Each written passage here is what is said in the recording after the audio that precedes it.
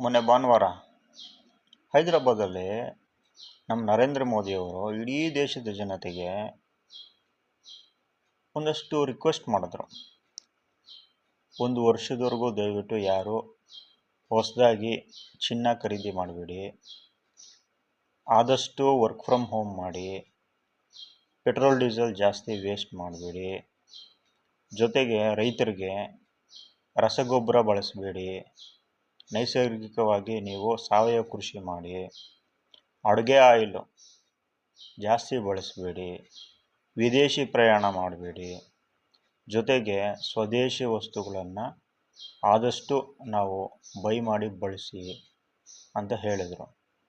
ಅದಕ್ಕೆ ಸೋಷಿಯಲ್ ಮೀಡಿಯಾದಲ್ಲಿ ತುಂಬ ಜನ, ಅರೆ ನೀವು ಹಂಗೆ ಹೇಳಿದ್ರೆ ನಿಮ್ಮದೇ ಕ್ಯಾನ್ವಾಯಲ್ಲಿ 10 ಕಾರ್ಗಳು ನಿಮ್ಮ ಹಿಂದೆ ಮುಂದೆ ಎಲ್ಲ ಓಡಾಡ್ತಾ ಇದ್ದಾವಲ್ಲ ಅಂತ ಎಲ್ಲ ಟ್ರೋಲ್ ಮಾಡಿದ್ರು.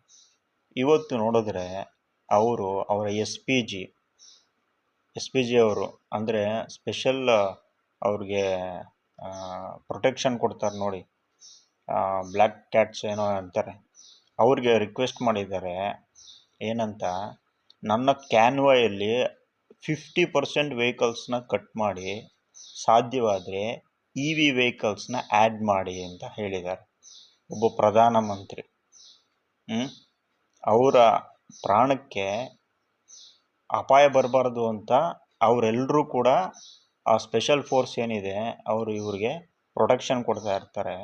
ಅಂಥದ್ರಲ್ಲಿ ಅರ್ಧಕ್ಕರ್ಧ ಕಟ್ ಮಾಡಿ ಆ ವೆಹಿಕಲ್ಸ್ನ ಅಂತ ಹೇಳಿದ್ದಾರೆ. Hats off sir.